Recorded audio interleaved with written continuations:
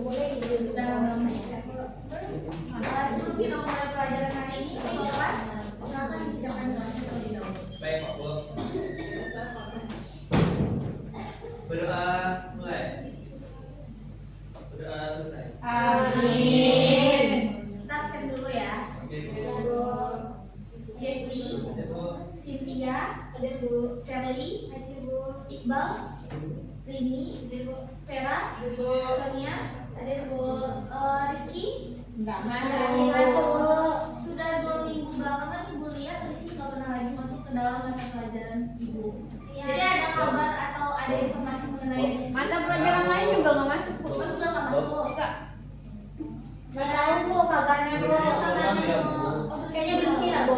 Dia lagi hobi tawuran, Bu. Kalau misalnya Rizky-nya masuk, silakan kita tolong bilang ke Rizky temui Ibu dan temui guru BK.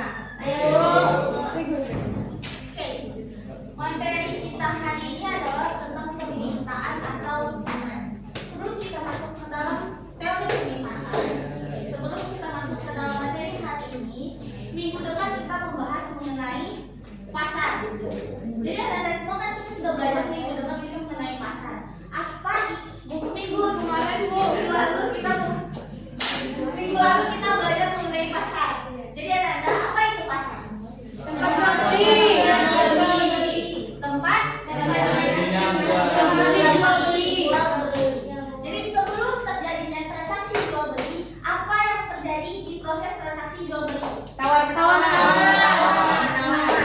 Berarti kalau misalnya tawar menawar sudah disepakati oleh konsumen, jika proses tawar menawar sudah disepakati oleh penjual dan pembeli, apa yang akan terjadi? Transaksi Jual beli. Di dalam transaksi jual beli terdapat transaksi permintaan dan penawaran. Jadi Ananda, permintaan atau demand itu adalah keinginan seseorang untuk mendapatkan sejumlah barang atau jasa yang dapat dijelaskan di mana jumlah barang atau jasa yang ingin dibeli oleh seseorang atau konsumen pada berbagai tingkat harga dan waktu tertentu. Di mana hukum permintaan sendiri adalah jika tingkat harga naik, maka jumlah barang akan turun. Sebaliknya, jika tingkat harga turun, maka permintaan akan naik. Oke, jadi paham ya? Paham, Bu. Mahadi, coba ulangi apa itu hukum permintaan. Semakin banyak, semakin turun harga, maka semakin meningkat permintaan. Jika harga naik, Semakin turun permintaan. selanjutnya adalah faktor-faktor yang mempengaruhi permintaan. Faktor-faktor yang mempengaruhi permintaan itu terbagi menjadi 6. Yang pertama adalah harga barang itu sendiri. Kenapa harga barang itu sendiri mempengaruhi faktor-faktor yang mempengaruhi permintaan adalah karena harga barang memiliki pengaruh langsung terhadap permintaan. Dimana jika harga barang naik, maka permintaan akan turun. Jika harga barang turun, maka permintaan akan naik. Yang kedua adalah harga barang lain. Harga barang lain ini pun terbagi menjadi 2, yaitu adalah barang substitusi dan barang komplementer.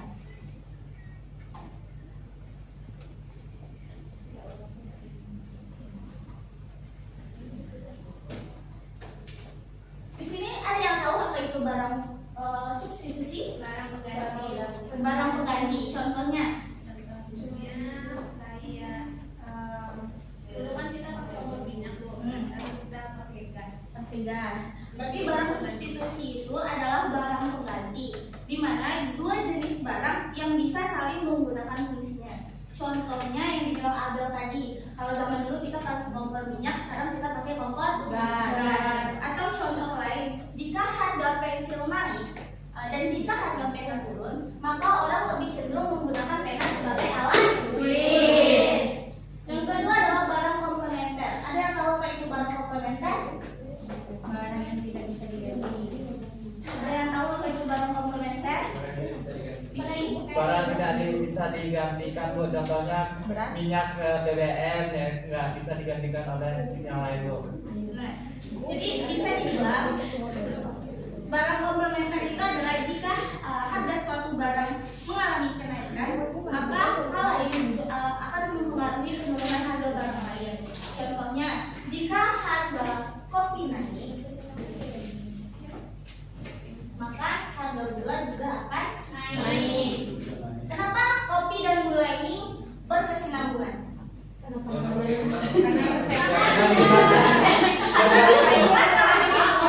Kopi pakai gula. Kita tidak pakai gula maka kopinya akan pahit. Makanya paling bersih kopi susu.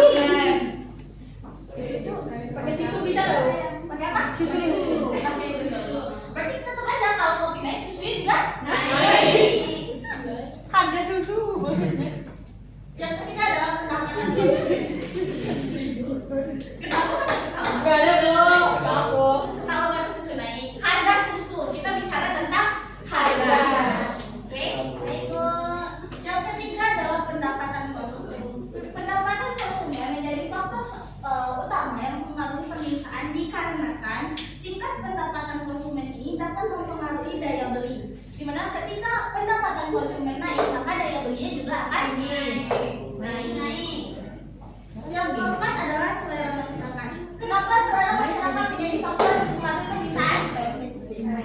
Kenapa selera masyarakat menjadi faktor yang mempengaruhi permintaan? Jika banyak konsumen yang menyukai suatu barang, maka permintaannya menaik. Berlaku juga sebaliknya, Bu. Oke, jika apa ya? Jika banyaknya konsumen itu menyukai suatu barang, Bu, maka permintaannya juga meningkat, Bu. Contohnya Saat masyarakat menggunakan kopi itu mah, Bu. temannya lagi ngomong. Ya, lanjut.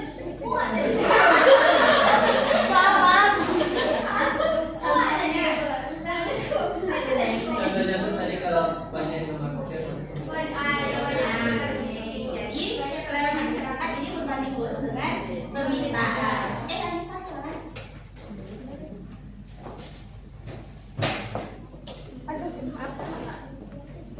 Yang kelima adalah ekspektasi di masa depan. Kenapa ekspektasi di masa depan ini juga menjadi salah satu faktor yang mempengaruhi permintaan? karena tuh di masa depan itu otomatis zaman semakin berkembang permintaan semakin ada sampai tidak ada karena perubahan. Saya mau jelasin, Bu. Sedikit kurang tepat. Silakan. Ekspektasi masa depan tuh kayak misalnya bulan nanti lebaran, Bu. Nah, pasti nanti orang banyak yang beli Baju lebaran. Dan permintaan baju tuh hampir beberapa bulan sebelum lebaran pasti naik, Bu. Oke, nah jadi kenapa ekspektasi di masa depan menjadi faktor-faktor yang mempengaruhi permintaan? Karena konsumen memperkirakan harga suatu barang di masa depan akan naik. Contoh yang Amel bilang tadi, jika 1 bulan lagi lebaran, otomatis kalau kita membeli baju lebaran hampir 1 minggu bajunya akan mahal. Juga tren model-model bajunya juga sama kan. Jadi otomatis kenapa ekspektasi di masa depan ini mempengaruhi permintaan? Jika nanti kita memprediksi nih, contohnya kalau di negara yang turun salju, berarti bisa Desember itu turun salju, berarti kita akan mempersiapkan diri untuk yakin salju. Kita beli baju-baju tebal, kita beli sepatu, kita beli jaket, ya kan? Kita beli selimut dan peralatan untuk menghangatkan diri. Yang keenam adalah jumlah penduduk. Di sini siapa yang tahu mengapa jumlah penduduk menjadi faktor-faktor yang mempengaruhi permintaan? Oke, jika penduduk banyak berarti permintaannya juga akan banyak. Ada yang lain? Oke, berarti benar yang dibilang ini. Jika semakin tinggi jumlah penduduk, maka juga semakin tinggi permintaan terhadap suatu barang. Oke, Hadi. Kenapa pendapatan konsumen menjadi faktor-faktor yang mempengaruhi permintaan? Tadi Bu, Ya, Hadi. karena semakin tinggi pendapatan konsumen maka permintaannya juga kan semakin meningkat Bu. Jadi Oke. kalau diibaratkan, saya contohkan ketika gaji saya misalnya 7 juta, tentu barang-barang yang saya butuhkan juga akan banyak. Oke. Iqbal, kenapa jumlah penduduk menjadi salah satu faktor yang mempengaruhi permintaan? Karena semakin banyaknya penduduk semakin banyak kebutuhan atau permintaan yang dibutuhkan Bu. Oke, Aina, mengapa harga barang itu sendiri menjadi faktor-faktor yang mempengaruhi permintaan? Kenapa harga barang itu sendiri Semakin menjadi tinggi harga, faktor-faktor yang mempengaruhi semakin tinggi harga. permintaan? Semakin tinggi harga. Maka maka semakin turun. Semakin turun juga permintaan tersebut. Bella, hukum permintaan. Apa tadi Bella? Hukum permintaan. Semakin tinggi permintaan maka harga barang semakin naik. Semakin turun kok. Semakin tinggi harga barang maka permintaan semakin turun. Semakin turun harga barang maka permintaan semakin naik. Oke, Bobby, apa itu permintaan? Permintaan kok. Apa itu permintaan?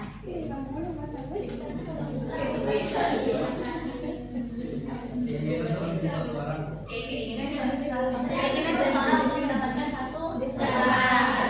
Oke, selanjutnya kita masuk ke dalam tugas kelompok. Sebelum ibu membagi kelompok, kita ada dua segmen. Yang pertama adalah segmen tugas kelompok. Yang kedua adalah segmen kuisis. Di mana nanti di kuisis ada 3 orang pemenang. Masing-masing pemenang akan mendapatkan reward dari ibu. Jadi dipastikan semua harus menyimak materi awal yang ibu berikan tadi. Ibu ulangi. Hukum permintaan berbunyi jika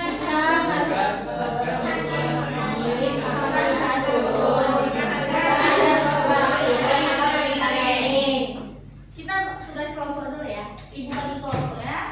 Nanti pas dibagi kelompok jangan ada yang berisik. Cukup kaki yang berjalan, bawa pena, bawa buku, mulutnya jangan ngomong. Ya, Bu. Ya. Kelompok 1, Jeffrey, Abel, Bobby, Indriani, Aina. Kelompok 2, Cynthia, Sonia, Vera, Nadia, Vicky. Kelompok 3, Shelly, Casey, Lini, Lili, Marhadi. Kelompok 4, Iqbal, Bella, Aurel, Hanifah, Sidi, dan Alvina. Siapa yang mau bagian kelompok? Nanda kelompok. Celia, Nanda. Celia masuk ke kelompok 3, Nanda masuk ke kelompok 2. Ibu boleh nanya? Tadi ada kelompok berapa Bu? Aurel kelompok 4. Bu 4 sama Bu. Nah, yuk.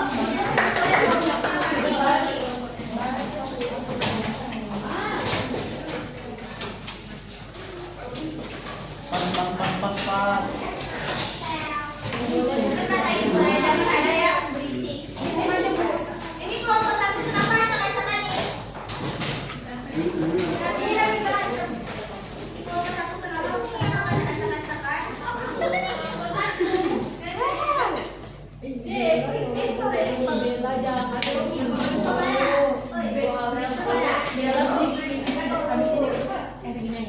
Ya,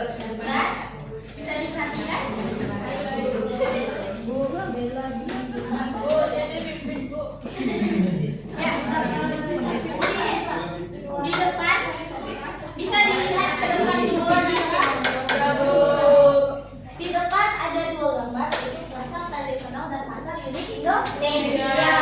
Jadi, Ananda semua diminta untuk mendiskusikan tentang foto yang ada di depan.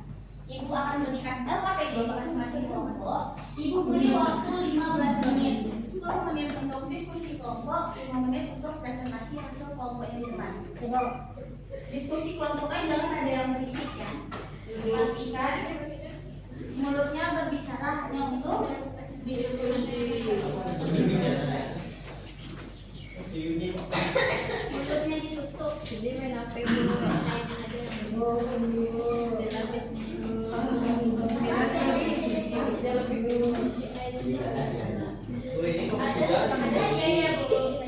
Nanti ada 2 pasar tradisional dan pasar Indonesia. Jadi Anda diminta untuk menganalisis apa saja yang ada di gambar. Bu Sini dari tadi main HP Bu. Astagfirullahaladzim. Mana kertasnya? Ini Bu. Siapa yang nulis? Ini Bu. Bella yang nulis Bu.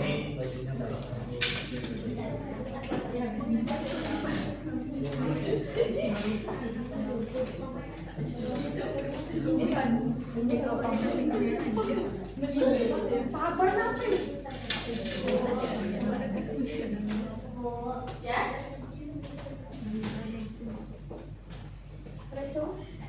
Ananda aja yang ada di depan, yaitu ada dua pasar tradisional dan pasar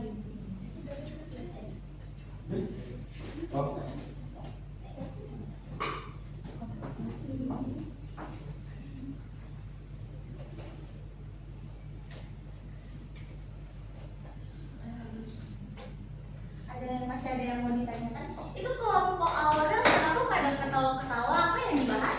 Ibu bahas Ibu minta tadi masker bahas masker bapaknya si bapak aku. Itu makanya itu. Entah salahnya tapi gimana?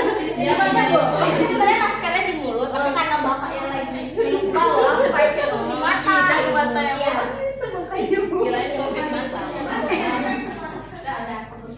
Makanya dibantu sama ibunya. Iya. Itu minyak jujur bu. Ya, soalnya nggak bohong.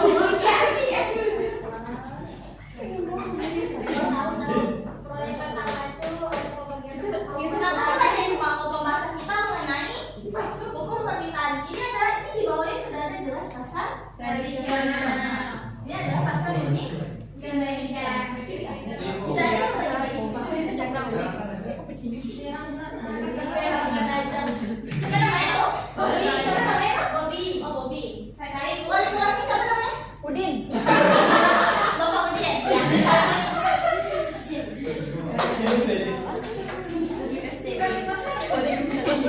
Sudah? Selesai. Kelompok satu kan Bu?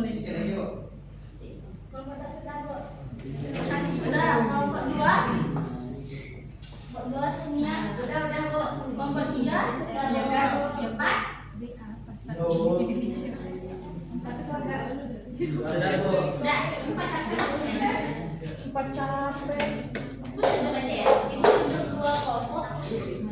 Kelompok satu. Ya, satu. Berdiri di tempat presentasikan hasil diskusi kelompok.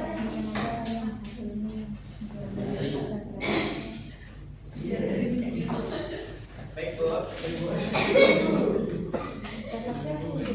Baik, di sini saya Wakil nomor 1 akan menjawab analisis dari proyek yang telah diberikan. Yaitu di mana yang pertama yaitu pasar tradisional dan yang kedua yaitu pasar unik Indonesia. Di mana di pasar tradisional itu adalah tempat berinteraksinya masyarakat, khususnya di yang banyak rata-rata di Indonesia. Mungkin pasar tradisional itu di satu wilayah atau kabupaten. Melainkan di pasar unik Indonesia itu adalah di mana pasar itu jarang ditemukan di Indonesia. Ini merupakan ciri khas di suatu tempat yang mana pasarnya itu terapung di atas air. Pasar terapung. Masjid terapung. Ada di mana? Di mana? Di Painan. Bunga permainan ya Bu. Ini masih Bahas mungkin penjelasannya saja. Oke, terima kasih. Beri tepuk tangan dulu untuk kelompok. Selanjutnya kelompok 4 akan presentasikan hasil diskusi kelompoknya.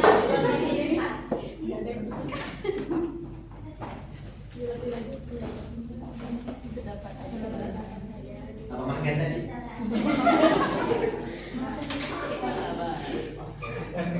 Kalau nggak bisa jawab, Bisa Bu. satu anggota kelompoknya ibu suruh keluar, Bisa Bu. pungut sampah masing-masing 15 Jelaskan sampah. ya. Sini aja jangan di depan dulu. Baik, saya perwakilan dari kelompok 4 ingin menjelaskan apa yang terjadi pada gambar di depan.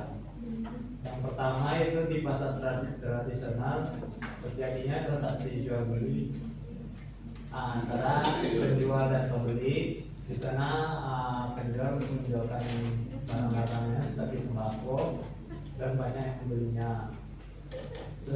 Terjadi di daratan. Sedangkan pasar umum Indonesia itu dari pandangan saya sedikit unik karena terjadi di perairan di atas kapal-kapal. Di sana ada juga penjual dan pembelinya, tapi transaksinya cukup unik. Mungkin itu dari saya.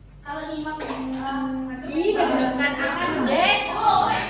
deg-degan dulu.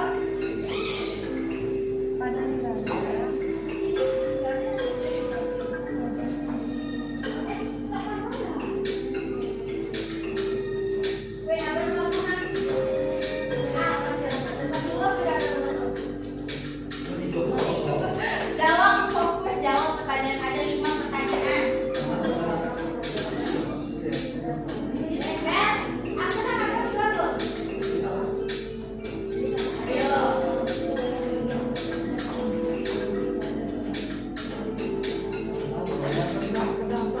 Ayo, yang fokus mendengarkan materi kita tadi.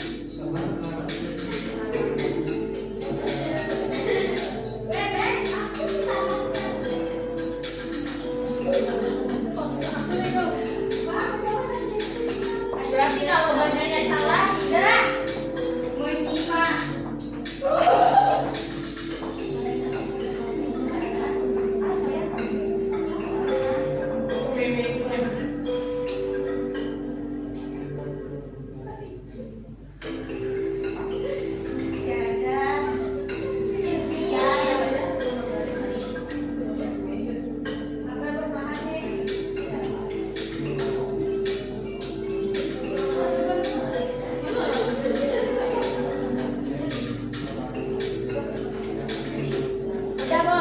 Ini siapa? Boleh diam nih. Ini salah semua. Ulang ibu. Bu, aura ibu mana? Belum masih ada yang belum. Ibu, aura ibu mana? Salah.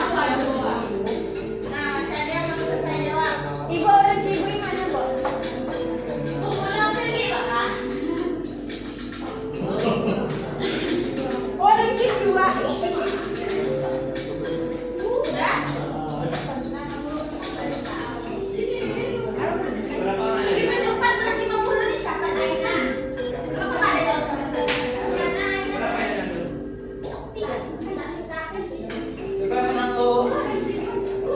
dan Aina. Udah? Kamu siapa? Udah? Sudah semua? Salah nanti baru bilangnya. Ada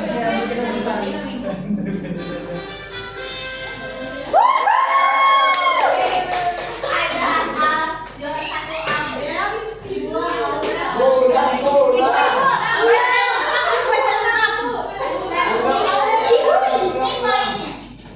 Bu, dosa rata berapa poinnya, Bu? Woi, betul semua, guys. Woi. Nggak ada nih, Bu. Untuk pada 1, 2, dan 3 temui Ibu di kantor untuk ngambil. Soalnya remote-nya dibawa, soal kegedean remote-nya nggak bisa dibawa sekali 3. Apa tuh, Bu? TV.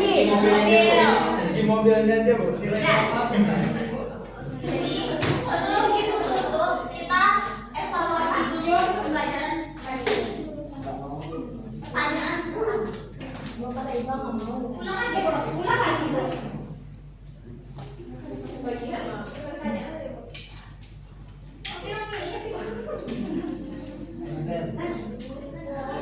Lagi ke siapa?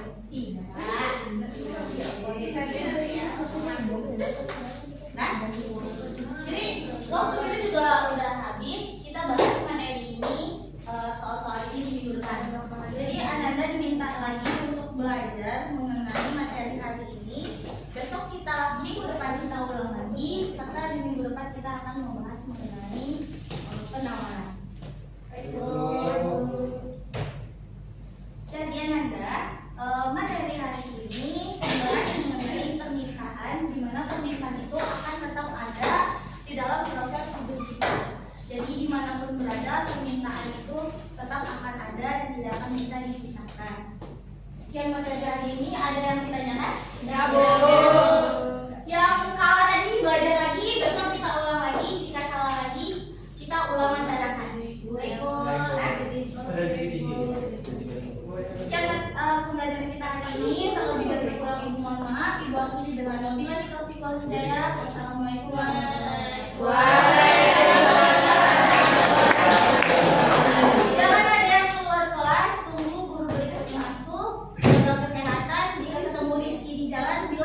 Begal. Ibu ini salah. Ibu isu ya. Nah, ibu pada pandai ibu ya.